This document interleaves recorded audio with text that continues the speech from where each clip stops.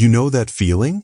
Maybe you're driving home from work, or you're lying in bed at night, and this restlessness comes over you. A sense that the person you are in the world, the nice guy, the reliable partner, the agreeable man, is only a fraction of who you are actually meant to be. That underneath that surface, there's something else. Something more primal, more powerful, and if you're honest, maybe a little more frightening. This isn't a new struggle. The famous psychologist Carl Jung dedicated his life to mapping this exact inner conflict. He is celebrated for his work on the human soul, but what if I told you that his most raw, most honest insight into the male psyche is the one we've largely chosen to ignore? Because it forces us to confront a side of masculinity that is chaotic, deeply uncomfortable, and doesn't fit neatly into our modern world, especially our relationships. So what is that raw truth about a man's deepest desire that Jung uncovered? And why is it so difficult, for our culture and often for the women who love us, to truly accept? Now, before we go any further, this is the most important thing I will say all day. This is not a video about blaming women. This is not a license for toxic behavior or an excuse to be a jerk. This is exactly the opposite. This is about understanding. It's about pulling back the curtain on the full spectrum of the male psyche, the light and the dark, so that we can finally stop pretending and start becoming integrated, whole, and authentically powerful men. And in doing so, create the possibility for more genuine, truthful relationships. Because here's Jung's raw truth. A man's most potent desire isn't just for companionship or intimacy. It's for a profound encounter with his own lost, instinctual nature, what Jung called the shadow and the anima. This isn't a polite journey. It's messy, it's selfish by society's standards, and it prioritizes a brutal kind of self-discovery over being compliant. And that can feel incredibly threatening. It can feel too raw. Think about the first time you truly felt the weight of expectation. Maybe it was when you got your first job and had to be professional, or when you became a father and suddenly had to embody strength and stability at all times. We all have these moments where we learn, sometimes painfully, that to be accepted, we have to play a part. In Jung's language, we are building our persona. This isn't some sinister alter ego. It's the mask we wear to fit into the world. It's the version of you that knows how to behave at a family dinner, the one that can charm your partner's parents, the reliable colleague who meets his deadlines. For so many men, this mask becomes the nice guy, the ever-agreeable boyfriend who shies away from conflict, or the stoic provider who believes his only value is in what he can materially offer. We craft these masks not out of deception, but out of a deep human need for connection and validation. We learn very quickly that this persona is what the world rewards. It's safe, it's predictable, and above all, it's manageable for everyone else. It keeps the peace and secures our place in the tribe. But here's the quiet tragedy that so many men live with. The longer you wear a mask, the more it starts to feel like it's fusing to your skin. You come home after a long day of performing, of being the agreeable employee and the charming friend, and you feel a hollow ache. You look in the mirror and there's a vague sense that the guy looking back is competent, is liked, is doing everything right, but he's not all of you. He's a fraction. A carefully curated gallery of acceptable traits. The rest of you, the raw, unfiltered, instinctual parts that don't fit the script, gets shoved down into the basement of your psyche, out of sight.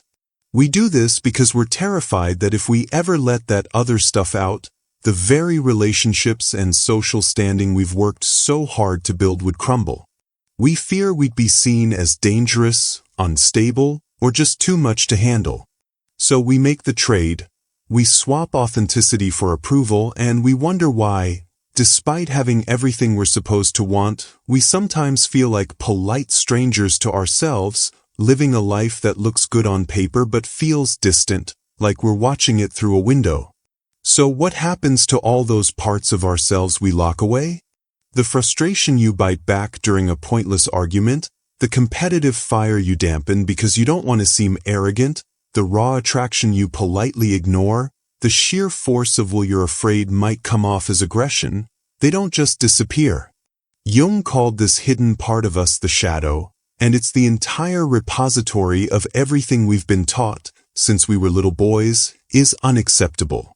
We are told not to be too angry, too loud, too sexual, too intense, too proud, too much. So we learn to compartmentalize. We take our primal competitiveness, our capacity for rage, our dark fantasies, our raw sexuality, our deep-seated will to power and influence, and we throw them all into a locked room deep inside ourselves, hoping we'll never have to face what's in there. It's crucial to understand that the shadow isn't some monster lurking in the dark. It's not inherently evil. This is where we often get it wrong. That locked room isn't filled with demons. It's filled with disowned energy. It's undifferentiated power. Think of it like a river. A river can flood a town and destroy everything in its path, but that same river can also turn a turbine and provide electricity for a city. The nature of the river isn't good or evil, it's powerful. It is what it is. Our shadow holds that same kind of potent, primal force. It is the source of our most destructive impulses, the violence, the unchecked rage, the narcissism that can shatter lives. But that is only one side of the coin. That exact same energy is also the source of our greatest gifts. It's the wellspring of our creativity, the fire behind our assertiveness, the courage that allows us to set boundaries, the life force that drives our passion and our vitality. It is the part of us that can say a fierce and powerful no, so that our yes has real meaning. The problem is never the existence of the shadow. The problem is what we choose to do with it. A man who ignores this part of himself, who tries to pretend it doesn't exist, doesn't become a saint. He becomes a ghost. He becomes weak, passive, and endlessly agreeable because he has cut himself off from his own power source. He may be nice, but his niceness is brittle, born from fear rather than strength. He becomes the man who can never truly stand up for himself or for what he believes in because he's terrified of the assertive, possibly aggressive, energy it would require. This constant self-negation breeds a deep, secret resentment that simmers under the surface. He might resent his partner for having needs he feels too depleted to meet, resent his boss for making demands he feels too powerless to push back against, resent the world for asking him to play a role that drains him. This resentment is the shadow knocking at the door, not to destroy him, but to be acknowledged. It's the locked room shaking, demanding to be open so that the energy inside can be integrated and used for building a life, rather than leaking out in toxic, destructive ways that ultimately poison everything he has tried so hard to protect. Yet, this journey into the depths of oneself isn't one we are meant to make alone, guided only by our own conscious will. According to Jung, there is another force within a man's psyche, one that acts as a guide and a catalyst for this profound transformation. He called this force the anima, the inner feminine image residing in the unconscious of every man. This isn't about actual women, though we often project this inner image onto the women in our lives. It's far more personal and powerful than that. The anima is the soul image, the connecting link between a man's conscious ego and the vast, unknown world of his unconscious, including the shadow. She is the mediator, the one who can translate the raw, symbolic language of the depths into something the conscious mind can begin to understand. Her role is absolutely critical and often deeply unsettling. Where the conscious mind, with its persona, seeks order, stability, and control, the anima's function is to disrupt that order. She is the one who pulls a man out of his comfortable, but ultimately limiting roles. She is the source of that sudden, inexplicable restlessness with a life that looks perfect on paper. She is the feeling that there must be something more, a meaning that goes beyond the daily grind of being a provider and a nice guy. She does this not to torture him, but to save him from a life of spiritual stagnation. She actively drags him down from the safe but sterile heights of his persona and into the chaotic, fertile depths of his unconscious, forcing a confrontation with everything he has locked away. This is why the process of individuation, of becoming whole, often feels so tumultuous and why it can so dramatically impact a man's relationships. The anima doesn't gently suggest change, she demands it. She might manifest as powerful, irrational moods that he can't explain, as a captivating fascination with a particular quality in a woman that he feels he lacks himself, or as dreams filled with enigmatic feminine figures who seem to hold a crucial message. She is the catalyst because she makes the status quo unbearable. She creates the tension between who he is and who he is meant to become, and that tension is the necessary fuel for transformation. By leading him into the chaos, she forces the encounter with the shadow not as a battle, but as a necessary negotiation, compelling him to face his repressed power, his creativity, his darkness, and his light, and to ultimately bring those fragments back to the surface to build a more complete and authentic self. When we talk about desire, especially male desire, our culture almost exclusively points outward. We're told a man desires success, a beautiful partner, respect, a nice car, a family. These are the external trophies that supposedly mark a life well lived. But Jung's work suggests something far more profound and, frankly, more disruptive. He argued that beneath all these surface wants, the primary, driving force of a man's life is an internal one, a deep, often unconscious yearning for what he called individuation. This isn't about collecting more achievements or attributes. It's the fundamental process of becoming a complete, individual person by integrating the fragmented parts of your own psyche. It's the desire to stop playing a character in someone else's story and to finally, fully, become yourself. This isn't a hobby or a side quest. It is the central work of a man's life, and everything else, his career, his relationships, his art, is either an expression of that wholeness or a desperate distraction from its absence. This yearning for wholeness is why the comfortable life, the one built perfectly around the persona, can eventually feel like a gilded cage. That nagging sense of, is this all there is? Isn't ingratitude, it's the soul's hunger. And this hunger demands a journey that is anything but comfortable. To become whole, a man must first acknowledge that he is fractured. He must consciously undertake what the myths and stories of old called a descent into the underworld. But this isn't a literal place. The underworld is the uncharted territory of his own unconscious mind. It is a voluntary confrontation with the shadow, all that repressed anger, passion, creativity, and darkness he spent a lifetime trying to outrun. This is the most courageous act a man can perform, to turn and face the very things he was taught to hide, not to be conquered by them, but to understand them, to reclaim their energy, and to bring them back into the light of his consciousness. It is here, in the gritty reality of this internal work, where the raw truth of this desire becomes so difficult for the outside world to accept. Because this journey is, by its very nature, intensely self-focused. It requires a period of turning inward, of introspection that can look an awful lot like withdrawal and selfishness from the outside. The man isn't being purposely distant. He is navigating an internal storm.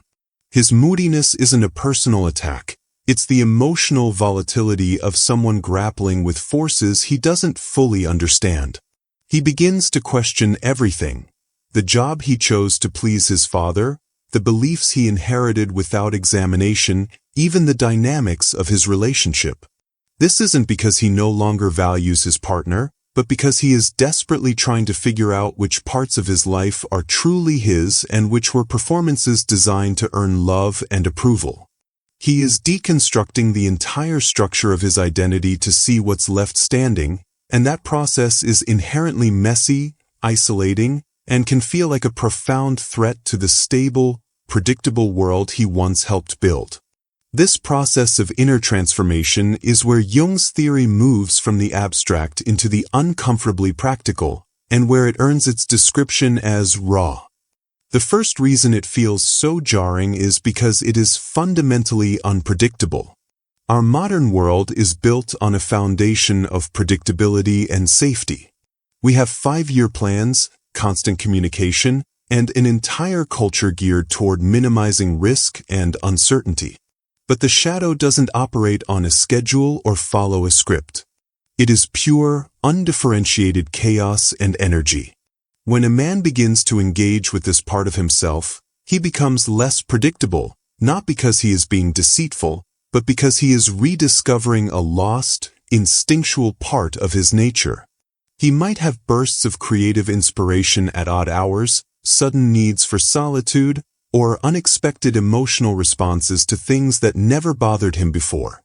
This volatility is terrifying to a world that asks us to be consistent, manageable, and always explainable.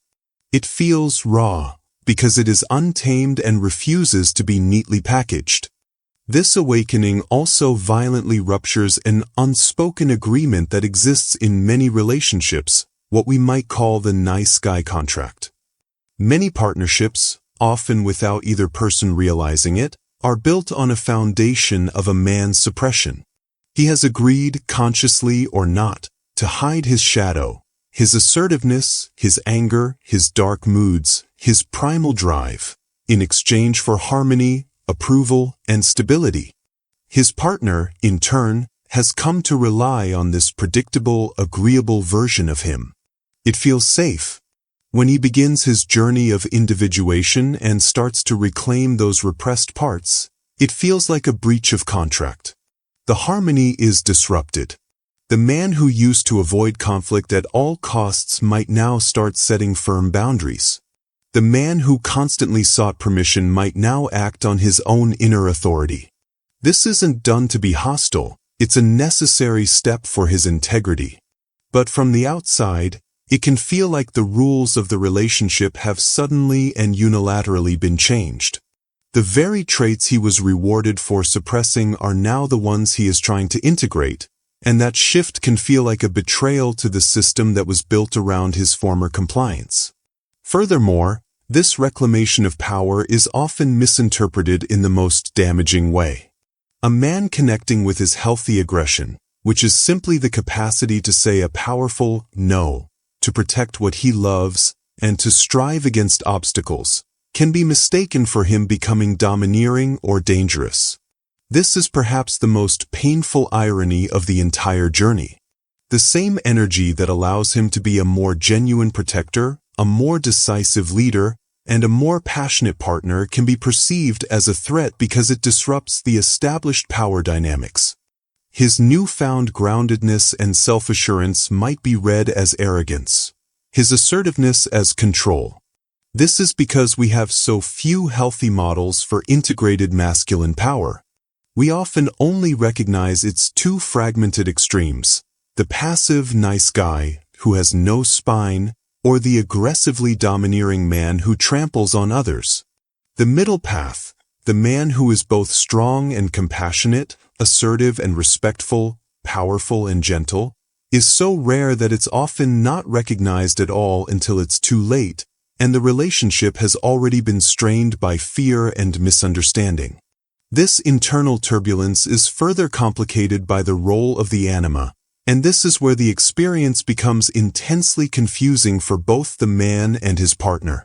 In the beginning of a relationship, a man often projects his positive anima, his inner ideal of the feminine, onto his partner. He sees her as a goddess, the source of all his inspiration, beauty, and comfort. She feels incredibly seen and adored, but it's a projection. He's seeing an idealized image, not the full, real human being in front of him. As he is forced by his own psyche to descend and integrate his shadow, his inner anima itself transforms. She is no longer just the comforting muse. She now also embodies the challenging, chaotic force that pushes him to grow. This inner change alters his projections outward. Suddenly, the very same woman he once put on a pedestal may now be seen through the lens of the negative anima. She becomes the nag who criticizes him, the temptress who distracts him, or the witch who embodies his own inner chaos. His criticism of her is often a misguided and externalized criticism of the own unconscious parts she now symbolizes for him. From her perspective, this shift is devastating and utterly bewildering. She hasn't fundamentally changed, but the man she loves seems to be seeing a completely different person. The man who once adored her now seems distant, critical, and dissatisfied. He is withdrawing into an internal battle she cannot see, and it feels like rejection. She is left standing in the wreckage of the original contract, grieving the loss of the agreeable man she fell in love with, and facing a new, moody, and sometimes critical stranger she doesn't understand. She is, in effect, experiencing the collateral damage of his internal transformation. Her pain and confusion are entirely real and valid. It feels too raw because she is being asked, without her consent, to endure the turbulence of his psyche's upheaval, all while struggling with the fear that the man she committed to is disappearing before her eyes, leaving someone more real, perhaps, but also more complex and challenging in his place. This entire struggle doesn't happen in a vacuum. It plays out against the backdrop of a modern culture that is deeply conflicted and often outright hostile toward the very energies a man is trying to integrate. We live in an era that rightly champions empathy, kindness, and cooperation, qualities essential for a functioning society. But in our necessary correction away from toxic forms of dominance, we have often made a critical error. We've confused the energy itself with its negative expression. We see this in well-intentioned messaging that broadly pathologizes male anger and aggression. The therapeutic model and the wider culture it influences often operates from a simple premise. These feelings are dangerous and must be managed, controlled, and ultimately minimized. The underlying message so many men internalize from childhood onward is a devastatingly simple one. Your raw, instinctual nature is fundamentally bad. Your darkness is only darkness. Suppress it. Be safer, softer, more agreeable. Your power is a problem to be solved. This isn't guidance, it's a command to perform a psychological amputation on oneself. The consequence of this cultural directive is a silent crisis of masculinity that is often misunderstood. When a man successfully severs himself from his shadow, he isn't becoming a better, more evolved person. He is being spiritually neutered. He is disconnecting from the very wellspring of his life force. That primal energy isn't just the source of what could be destructive. It is the fuel for his assertiveness, his courage, his passion, and his will to create and protect. By cutting it off at the root, we create men who are hollowed out. A man disconnected from his healthy aggression is a man who cannot set a firm boundary, because a boundary is a polite form of no, and no requires the same assertive energy. A man disconnected from his primal drive is a man who loses his ambition and his capacity to strive against obstacles with relentless passion. He is left floating through life, polite and pleasant, but without any core sense of conviction or authentic power. This internal void doesn't just lead to a quiet sense of emptiness. It manifests in far more insidious and damaging ways. The energy of the shadow doesn't disappear. It always finds a way out. Denied a direct and healthy form of expression, it seeps out sideways in behaviors that are often more harmful than the raw energy itself would have been. The man who cannot acknowledge his anger becomes passive-aggressive, making snide comments or employing silent treatment instead of having a direct, honest confrontation. The man who cannot own his ambition or competitive drive becomes secretly resentful of others' success, engaging in subtle sabotage rather than striving to elevate himself. The man who represses his sexuality might become manipulative or covert in his pursuits, rather than being openly and respectfully passionate. He becomes what society asked him to be, nice. But it's a niceness born of fear and repression, a manipulative strategy to get his needs met indirectly because he has been stripped of the tools to meet them directly and authentically. He is a ghost in his own life, smiling on the outside while a war of resentment and quiet despair rages within. So if the goal isn't to remain a nice guy, and it certainly isn't to become an unhinged monster, what is the destination of this difficult journey? The purpose is integration. It is not about letting the shadow take the wheel. It is about inviting it out of the basement and into the living room of your consciousness, not as a master, but as a partner. It is the alchemical process of taking that raw, undifferentiated primal energy and refining it into purposeful action. This is the difference between a tangled, overgrown thicket and a carefully managed fire that provides warmth and light.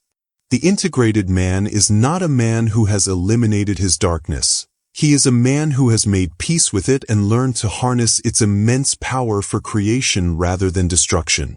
He understands that his rage and his compassion are not opposites, but two notes that can be played in accord, and that the depth of his character is determined by his ability to hold both at once. This transformation becomes visible in every aspect of his life.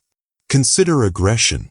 In its raw, repressed state, it leaks out as passive aggression, resentment, or explosive outbursts. Once integrated, that same fundamental energy undergoes a profound change. It becomes the unwavering courage to set a firm boundary, not out of anger, but out of self-respect. It becomes the powerful, grounded presence that can de-escalate a conflict or physically protect what he loves without a shred of unnecessary bluster or violence. It is the strength to hold a line because he knows what he values, and that value system is more important than being liked by everyone in the room. This is not aggression as the world fears it. It is aggression matured into conviction. The same refinement happens with the will to power.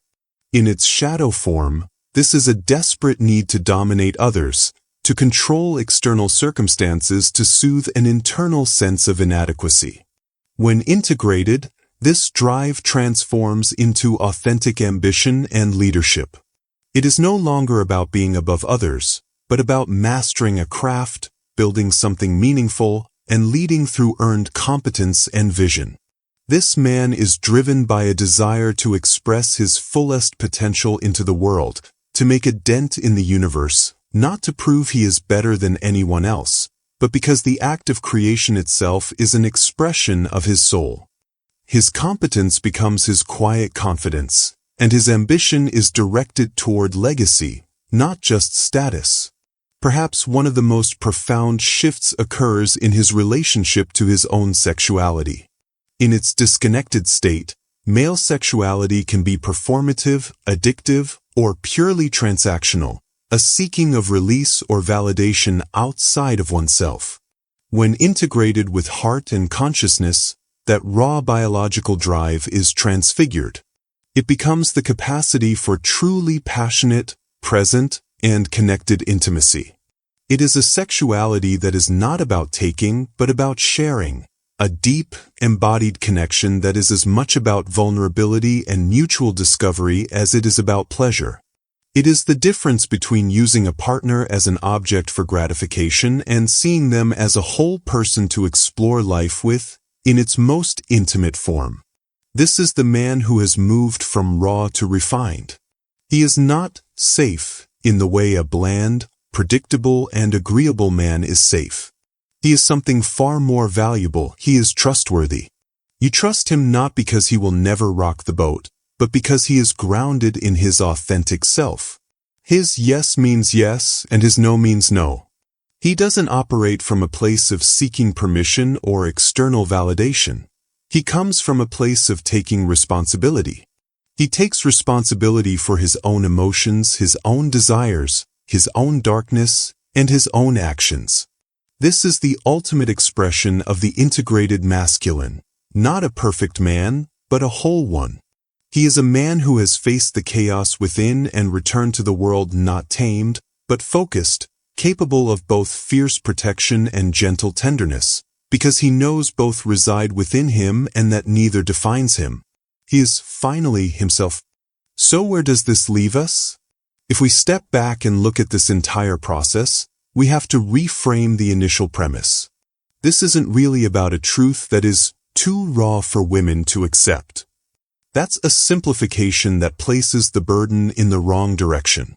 The real challenge for anyone is to accept chaos and uncertainty in a partner. It is deeply difficult to watch someone you love descend into their own inner turmoil, to become moody, withdrawn, and to question the very foundations of your life together. That is a terrifying experience for anyone on the outside of it, and it requires a strength that is rarely acknowledged. The invitation here is not for women to simply endure poor behavior, but to perhaps understand that this journey, when undertaken consciously, is not a rejection of her. It is a man's necessary and painful process of trying to become a more complete human being, so that he can actually show up as a more genuine partner, not just a pleasant facade. This doesn't mean tolerating abuse or outright disrespect. Discernment is crucial. It means having the strength to not always take his internal struggle personally, to hold a space for him to figure it out without feeling the need to fix him or pull him prematurely back into his old, agreeable role. It is about distinguishing between the pain of growth and the pain of destruction. In the end, Jung's truth is raw because it is real. It doesn't offer a quick fix or a simple set of rules. It acknowledges the full man, not just the convenient parts we want to see. It argues that the most powerful desire a man has isn't for anything external, but for an internal wholeness. This path is difficult, it's messy, and it asks everyone involved to expand their capacity for understanding. But embracing this difficult truth is the only way out of the quiet desperation of a life half-lived. It is the only path to creating truly conscious relationships between men and women, relationships built not on masks and transactions, but on the terrifying and beautiful ground of authenticity. What do you think? Is this a journey you've recognized playing out in your own life or in your relationships? We know this is a deep and often personal topic, and we'd love to hear your experiences and reflections in the comments below. If this resonated and you want to go deeper into understanding these forces within yourself, check out our playlist on Jungian psychology. It dives into concepts like the collective unconscious and archetypes. And if you're ready to keep exploring the depths of the human experience, please subscribe.